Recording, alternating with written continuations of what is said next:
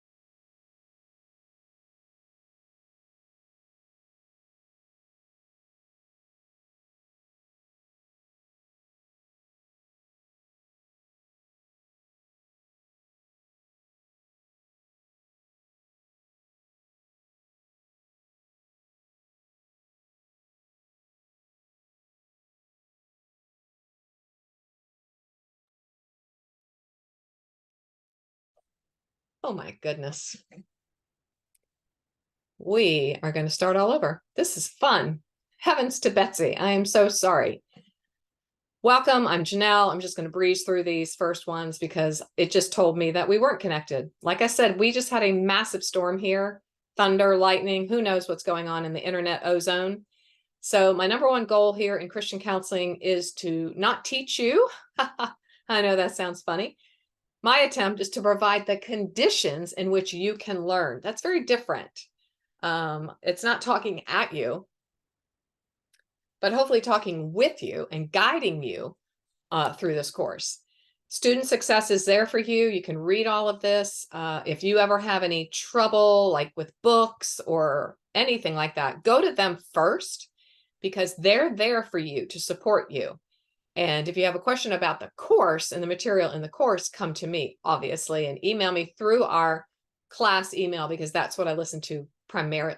Go check every day a lot to make sure and check in with you. Next is discussion threads. They're very important. Most of you are seasoned students, so I just want you to read through this again. In your resources, you should have a dynamic discussion board PDF that I created for my students. I like to think of the discussion threads as a real strong practice in academic writing. Academic writing is very different than any other kind of writing, and you use APA as your citation force. So I want you to really think long and hard and practice on these discussion threads of being a really good academic writer. And that will serve you well in the future if a lot of you go on and get your master's, which I'm so proud that you do that. And you're going to have to know how to do strong academic writing and have an academic voice in your writing for any further education. And so you're going to have one initial post in your response to my prompt, and that is due by Thursday at the latest, unless there is a crisis or something. And then 2 follow-up posts in response to at least one of your classmates by Sunday of each course week. So it should be substantial in that it demonstrates your familiarity with the content, and it should be about 150 and 200 words in length. I always say it's harder to write with fewer words because you have to be concise and clear and know your subject.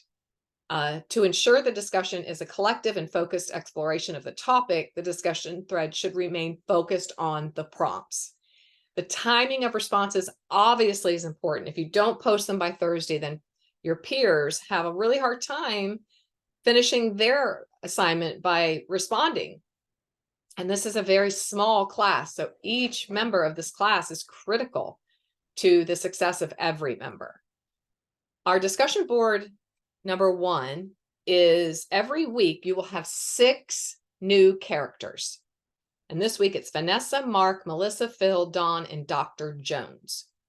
Through these 6 individuals, you're going to be introduced with different issues that people face in their life. And they're often aligned to the developmental stage of the individuals.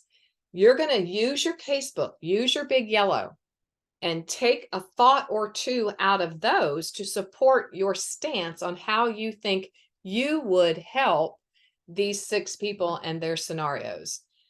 You should actually approach each of these discussion boards as a counselor, an actual resource person, reaching out to counselors, seeking confirmation of ideas and sharing of resources. So therefore, the references from Big Yellow are important.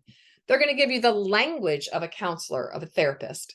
And that's what we're trying to learn here is basic counseling techniques that you will use in helping other people.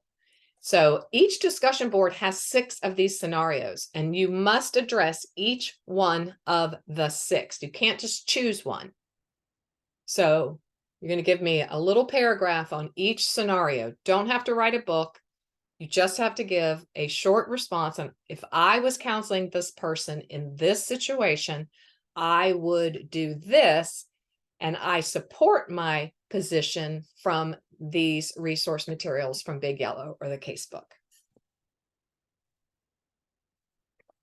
As I said, I have bronchitis, so I'm trying really hard. Discussion board 2 is developmental issues. This week you read about the core of counseling in the big yellow. A lot of reading in this course. I'm just going to warn you, it's a lot of reading, but it's interesting and helpful to your personhood. If you really take this course to heart, you will get a lot of free counseling. Counseling's $150 to $200 an hour anymore if you don't have insurance. And so you've got me right here to help you and to give you counseling and guidance. That's why I'm here. So really take this course to heart, and you will find answers to probably some of your long-held questions in life. So both this article, The Competent Christian Counselor, and the chapter present a clear case for pastoral counseling. At the same time, pastoral counselors can overreach and become harmful when the counselor is acting beyond his or her area of expertise. Something I always say is, as it says here, you really have to become comfortable with referring people to someone else if you feel like you're over your head, or as I say to my clients, when I know that I am outside of my jurisdiction, of my potential to help you, I'm going to let you know.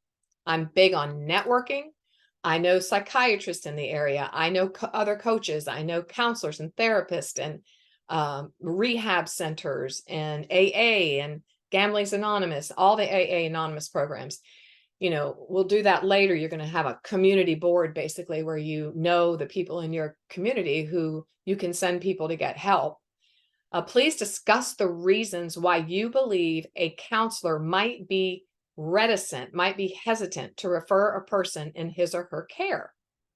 How might you need to approach or confront these issues in your own interactions with people once they know that you might be someone with whom they can talk?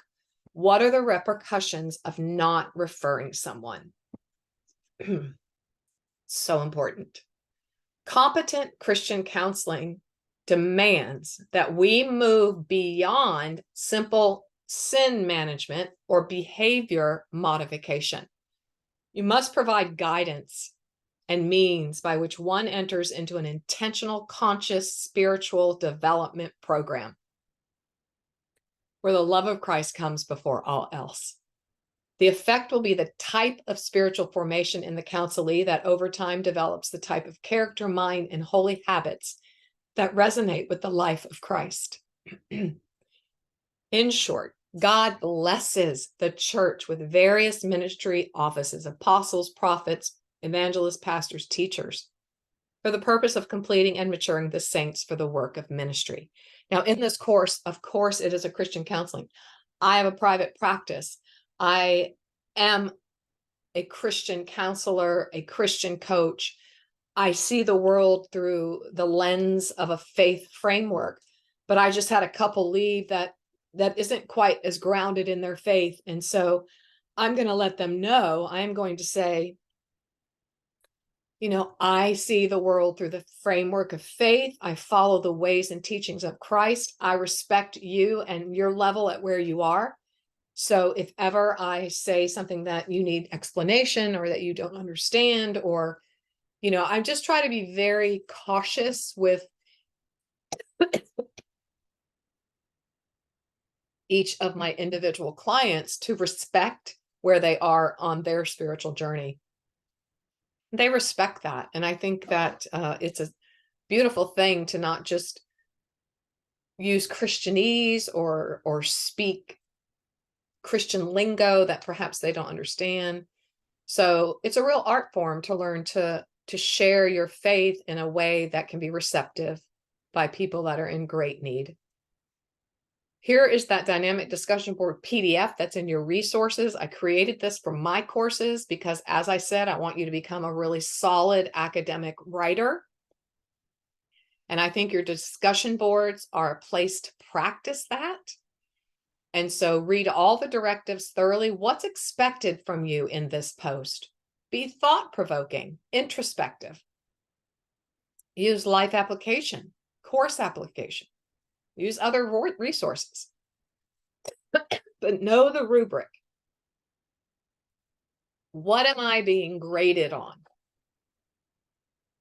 And in my class, I'd like for you to include at least 1 or 2 references to weekly reading or lecture material. And assert effort towards those fundamentals of academic writing. Don't write like you talk. Don't use slang. Use proper APA formatting and follow proper grammar rules. Here is your citation. I did it for you. You just have to copy and paste. Download this, keep it on a Post-it, a sticky, on how we have stickies in our computers. And when you quote from the book, you just have to copy and paste this and then add your page numbers. After Thomas Nelson, you would have a comma and then your page numbers. Here's the proper APA header. I don't think this is across the board at Central. So I just want some form of a header on your paper.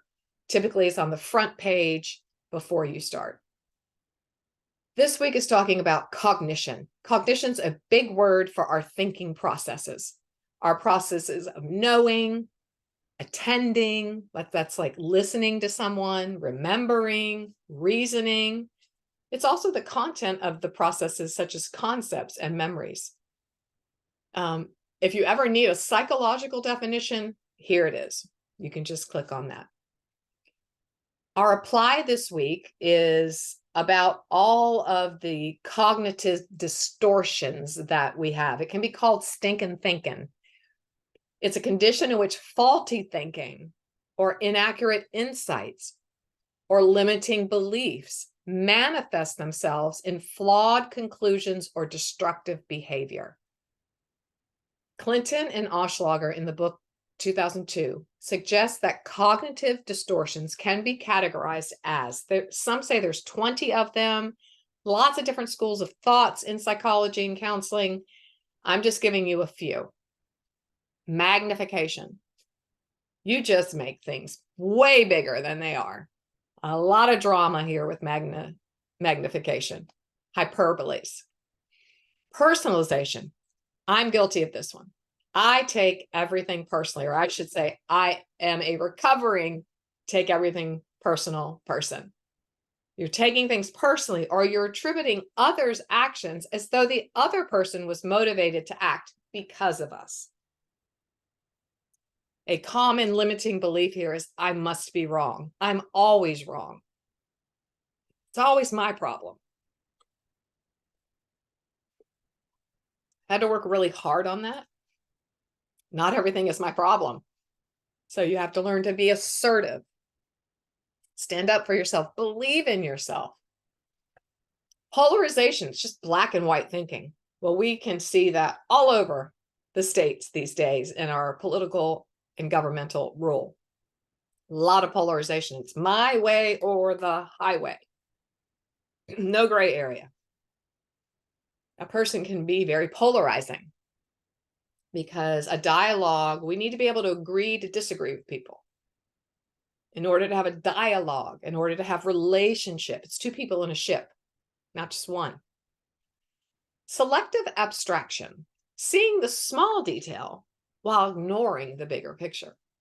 So this little detail, okay, I had a conversation today with a client, and he was like, he has a stickler rule. He's black and white about you need to be on time to work. He runs a very big corporation. He's right. He's totally right. And he was telling someone that worked for him that's very close to him, please be on time today, not 8:01, 8:02. I need you there on time at 8 o'clock. The problem with that is that people like that, a polarizing person, my way or the highway kind of people, even though they're right, sometimes put that detail over the relationship, right? So you want to be able to put the relationships first and also hold someone accountable because that's important. Okay, discounting is ignoring evidence to the contrary. Well, it's not that big of a deal. Gee whiz, calm down. You're discounting the other person's experience. You're not validating their experience. Like I say with my adult children, I know your truth is your truth. I get that. And I want to hear your truth. But we all have to be open to know that maybe our truth isn't the truth. And so in order for us to have a relationship, we have to be able to speak to each other back and forth. And maybe my truth and your truth will somewhere meet in the middle. Overgeneralization, using past events or cognitions to predict future actions. My husband maybe bounced a check. Well, we are in financial despair. Like, we're going to go bankrupt just because he bounced one check. That's an overgeneralization. Emotional reasoning, believing truth based on emotions. Well, I am an emotional health coach. Emotions are big in me. I have big emotion. So I have to always come out of emotions, kind of sit in your limbic system in your brain. And we always need to come to our prefrontal part of our brain here. An example of that is like, this is our brain. And if we get out of our prefrontal reasoning part, we flip our lid and we go into our amygdala, which is where we go into fight, flight, freeze. We go into our emotional state. We get triggered. We get defensive. We blame people. We always want to stay in our prefrontal if we can, because we want to be driving the emotional bus, not the emotions driving the bus. Okay, so here's your assignment. Based on the scripture that admonishes us to take every thought captive, 2 Corinthians 10:5, some counselors utilize an approach originally developed by Albert Ellis, and it's called Rational Emotive Behavior Therapy, REBT. The premise is that people maintain beliefs concerning themselves and the events they encounter.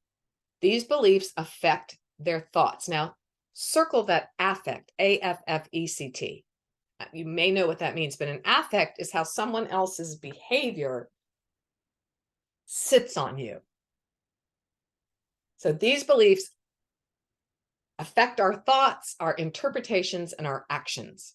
When these thoughts are based on true cognition, not stinking thinking or cognitive distortions, but true healthy thinking, the individual is said to be healthy. Those thoughts that are not founded in truth may result in neurotic behavior or difficulty in getting along with people. Equipping individuals with the ability to capture their own thoughts and make them obedient to Christ is a Christian application of REBT. The hard part is that many of our thoughts are automatic. Well, that's the most difficult part. We all have a feedback loop, which we are not necessarily conscious of at the time. It's so true. And most of these cognitive distortions happen when we were little, especially if we experienced trauma, any kind of childhood trauma, little t, middle T, big T, where what was happening in our home or in our life was just way too big for us to manage because we didn't have maturity or perhaps good teachers to show us how to have emotional intelligence and emotional regulation, which is why I am in the business I'm in, is to help people learn what they didn't get when they were children. And so a lot of it is subconscious. And we have to become aware of our behavior so we can change it and make it healthy. Okay, this is why Romans 12 stresses the importance of renewing our minds. So part of the process of REBT is getting the person to not only recognize the automatic thoughts that are generating the emotions, but also to begin replacing those thoughts with those based on truth. This is an approach that has some scriptural support.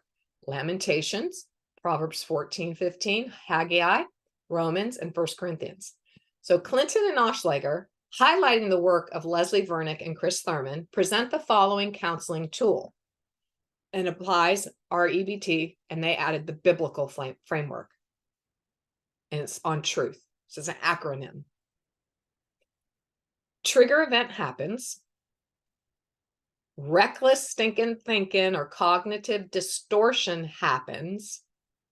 We have an unhealthy response. I really would have put reaction there, but unhealthy response. Truthful thinking has to come back. We have to bring truth into our minds so we can give a healthy response. So it's like a big circle. It will be healthy for you and helpful to become familiar with this truth theory. This lecture, so click on the blue button. Let's see what happens if I do that here. I'm afraid I won't get back, so I'm not going to do it. Will help you understand the major components. At the end of the lecture are some additional resources if you want to delve deeper. This is a great tool for your emotional, mental, spiritual health toolbox. And then this lecture was originally developed for a parallel course called Pastoral Counseling. And once you have identified an issue, so you're going to identify one issue, just one in your life, where you can see you're not having a good, healthy response. When something is triggered in you, you go in a feedback loop. You go into the stinking thinking, you have an unhealthy reaction, toxic reaction, you behave badly. We want to then put truth into our brain and how we can rewire our brain so that we can have a healthy response. All right, so you're going to briefly describe using one issue, the trigger event, the unhealthy response. Once you've described each of these, see how well you can identify your reckless thinking. Are you personalizing? Are you magnifying? Are you dramatizing and hyperbole? Are you just making things bigger than they are? Are you generalizing? Go back to those stinking thinkings and see if you can identify with one of them. And then discuss some ideas of how to insert truthful thinking as a substitute for the reckless thinking. Oh, it's the prettiest cardinal just came on my porch. I'm so sorry. I love cardinals. Oh, discuss how behavior might be altered. How can you alter your stinking thinking, your unhealthy response into a healthy response by the replacement of reckless thinking? The psychological jargon used to explain this theory is cognitive behavioral therapy. I just want you to circle that so that in this course you're getting skills and you'll say, oh, I learned about cognitive behavioral therapy in my counseling course. It's called CBT for short. Since this course is really only an introduction, yeah, we're going this deep. As it applies to lay counseling and basic Christian counseling, we do not have time to develop the whole approach. However, you may find research helpful when studying the intent of truth. The goal of counseling, super important for you to know. The goal of counseling is to help people change in the direction of Christ-likeness. Christian counseling assumptions that happen, though, is the intervention of the Holy Spirit. It's present focused and future oriented, and it's brief. Not always that way. And we'll just keep talking about that more as we go on. I love Luke 6:45 as a premise. I wrote a whole chapter basing the attachment theory of counseling on Luke 6:45 in my book, Stronger Every Day. The good man brings good things out of the good stored up in his heart, and the evil man brings evil things out of the evil stored up in his heart. For out of the overflow of his heart, his mouth speaks. It's garbage in, garbage out. What I'm focusing on, what I'm reading, what I'm watching, what I'm doing on my day-to-day, it's going to be stored in my heart. So we want to put good in, good out, good in, good out.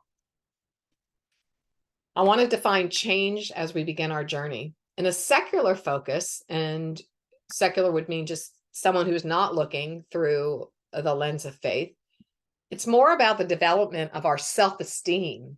And that's a really important element in psychological change. And it's an alleviation of discomfort. We want to help people help themselves feel better about themselves. Well, that's not a bad thing.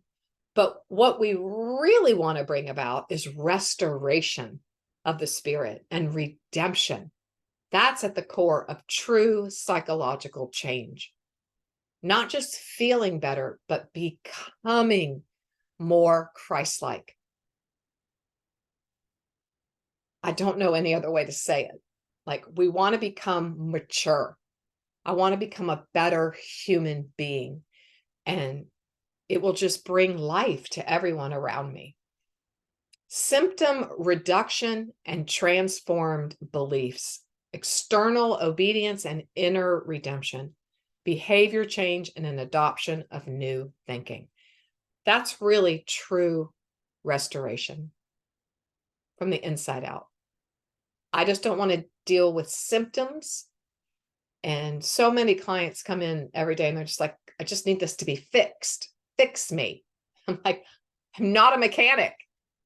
I'm not even an emotional mechanic.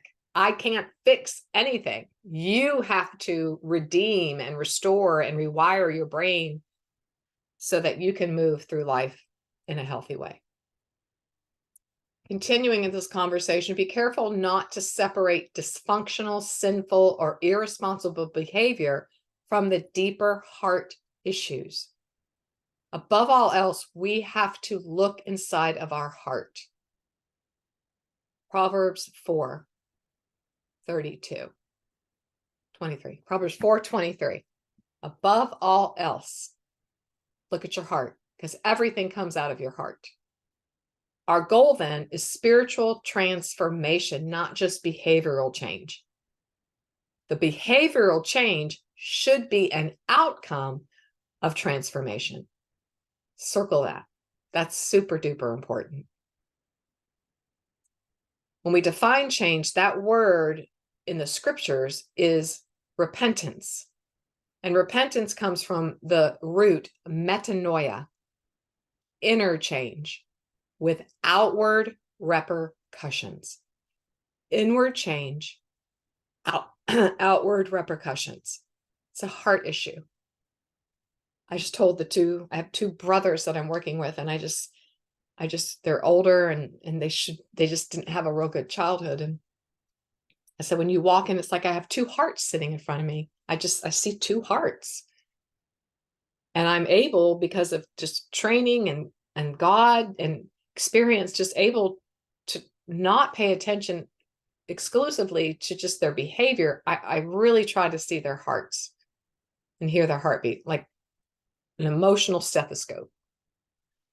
Matthew 15:16-20 says, are you still, and this is from the Message, are you still so dull?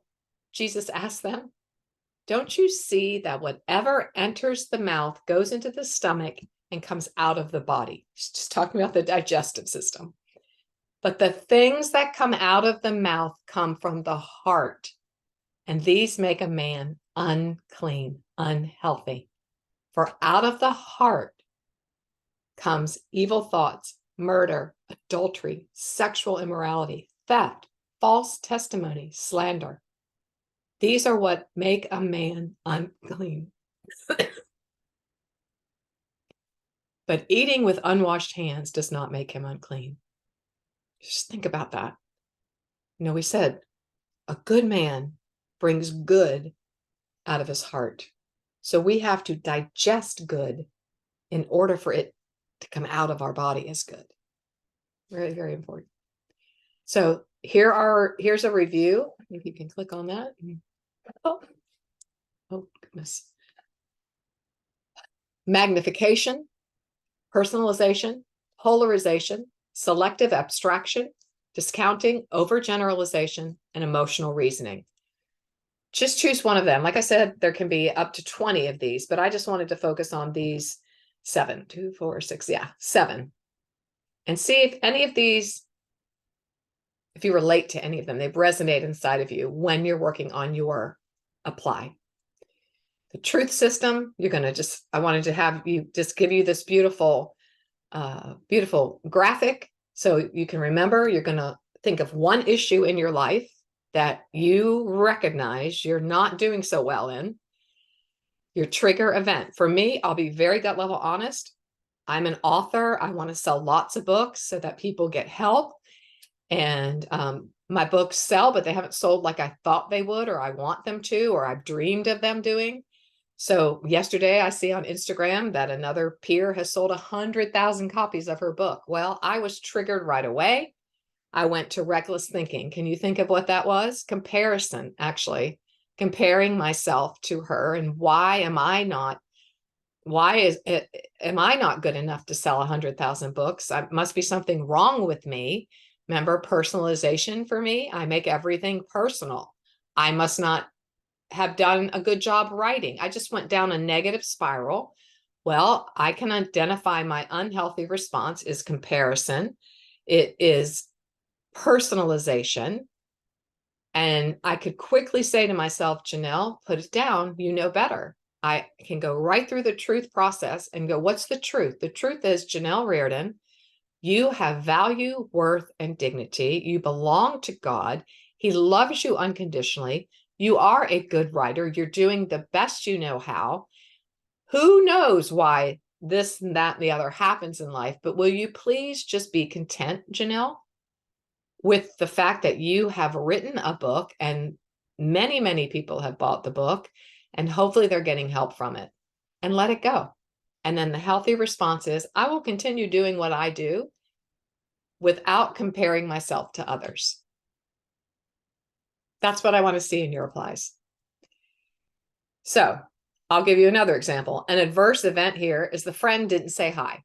Okay, so that triggers you if someone doesn't say hi to you, or they don't recognize you, or I mean, like they don't look at you and see that you're in the room. It's like you're invisible. Your automatic thought is, she's mad at me. There should be a period there. And so you feel hurt, confused, sad. Go to the TU fallacy, the trigger event and the response, unhealthy response. And then go to the trigger event, the reckless thinking, the unhealthy response. And then you're going to write down how you can have a healthy response. I like to work with intentions in truth as well. So I would add an S to truths here and have set an intention. So my intention for myself, like I said, was I am a competent, good writer. I will not compare myself with others. I am secure. I am loved. I have value, worth, and dignity. That's what I say to myself. In the scenario with someone who enters the room and doesn't say hi, she's mad at me. That's personalization, isn't it? You're taking that very personal. Maybe she's having a really bad day. Maybe she's just being not a nice person. It's not your problem at all. So you feel hurt, confused, and sad, but you can work with your own reckless thinking and say, I'm just going to go up and say hi to her. I'm going to come outside of myself. I'm not going to take it personal. And I'm going to go up and say hi to her and say, hey, how are you? Did you not see me? I just want to say hi to you. You can hold that person accountable. Okay. This is not easy for me to do right now with bronchitis. But I did want us all to just take a nice, big, deep breath, take in all this information. Ah, that's nice. And rock your assignments. If you have any questions, let me know. I'll hopefully see you next time.